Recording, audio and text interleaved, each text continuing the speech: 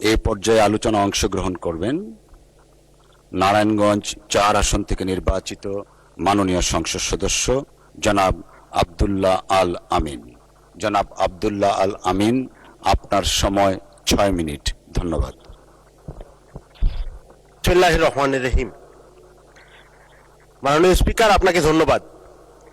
সেই সাথে ধন্যবাদ জানাতে চাই নারায়ণগঞ্জ ৪ তথা ফতুল্লা ও সদরের গগনগর আলীরটেক ইউনিয়নবাসীকে, যারা বিপুল ভোটে আমাকে জয়যুক্ত করে এই পার্লামেন্টে মহান সংসদে কথা বলার সুযোগ করে দিয়েছেন।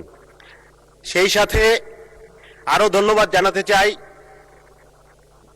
গণ অভ্যুত্থান থেকে গড়ে ওঠা রাজনৈতিক দল জাতীয় নাগরিক পার্টি এনসিপির সকল স্তরের নেতাকর্মীকে, যাদের অক্লান্ত পরিশ্রমে এবং সহযোগিতায় আজকে আমরা এ পর্যায়ে আসতে পেরেছি। মাননীয় স্পিকার, আমাদের যে এলাকাটি নারায়ণগঞ্জ ৪ আসন, এই আসনটি অত্যন্ত পূর্ণভূমির মতো এলাকা। শাহ ফতেউল্লাহ সিরাজির নামে নামকরণ করা হয়েছে আমাদের এলাকাটি। আমাদের এই এলাকায় মহান মুক্তিযুদ্ধ,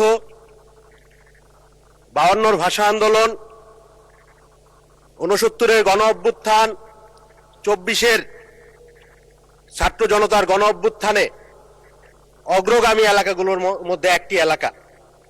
এই এলাকার মানুষ সব সময় দেশের রাজনীতিতে, অর্থনীতিতে, দেশের যে কোনো সংগ্রামে সবার শুরুতেই অংশগ্রহণ করেছে।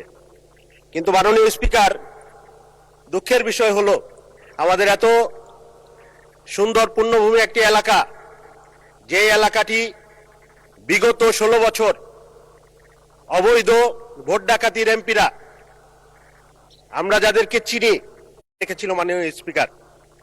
আমাদের সেই আসনটি আমরা দেখেছি, এই আসনটি নারায়ণগঞ্জ সিটি কর্পোরেশন এবং ঢাকা সিটি কর্পোরেশনের মধ্যবর্তী একটা এলাকা, জনবহুল একটা এলাকা। প্রায় ৪৫ লক্ষাধিক মানুষ এই এলাকায় বসবাস করে। এটি একটি নগর এলাকা, অথচ এই এলাকাটি এখনো ইউনিয়ন পর্যায়ে রয়েছে। এই এলাকাটিকে সিটি কর্পোরেশনে অন্তর্ভুক্ত করার কোনো ধরনের পদক্ষেপ তারা নেয়নি। এই এলাকার নাগরিক সমস্যা সমাধানের ক্ষেত্রে কোনো ধরনের আমরা কার্যক্রম অতীতে আমরা দেখিনি। ফ্যাসিস্ট আমলের রাজনীতিবিদদের কাছে আমরা দেখেছি শুধু গুন্ডামি, আমরা দেখেছি শুধু সন্ত্রাস, আমরা দেখেছি শুধু চাঁদাবাজির স্বর্গরাজ্য, আমরা দেখেছি শুধু খুনাখুনির স্বর্গরাজ্য।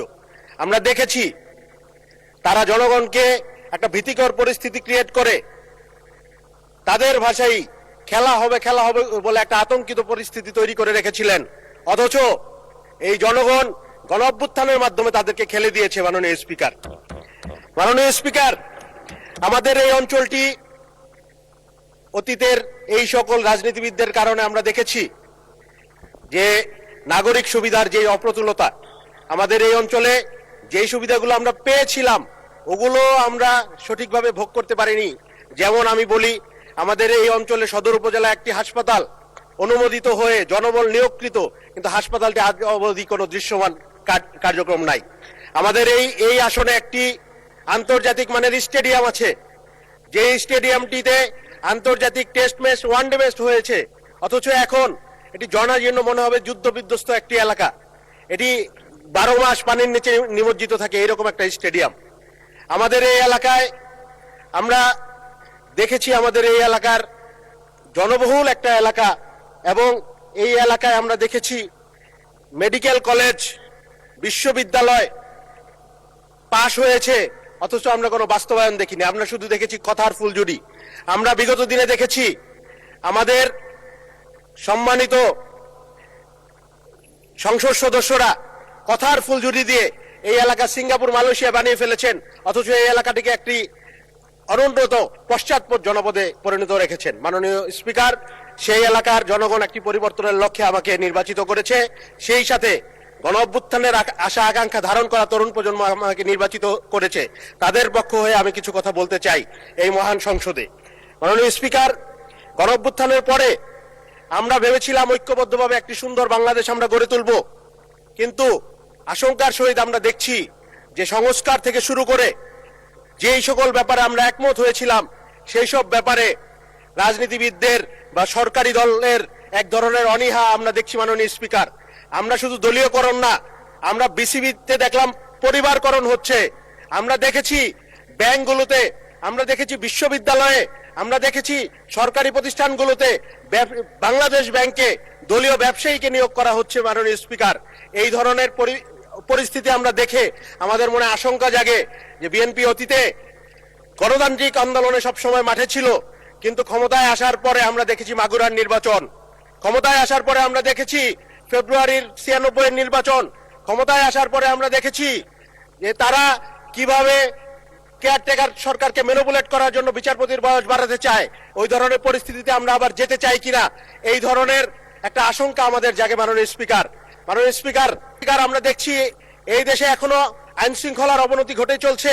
মাননীয় স্পিকার, আমরা দেখছি আমার নারায়ণগঞ্জে স্বেচ্ছাসেবক দলের পরিচয়ে একজনকে গুম করে হত্যা করে লাশ বেওয়ারিশ হিসেবে দাফন করা হয়েছে, অথচ তার বিরুদ্ধে আইন শৃঙ্খলা বাহিনী কোনো ব্যবস্থা নিচ্ছে না।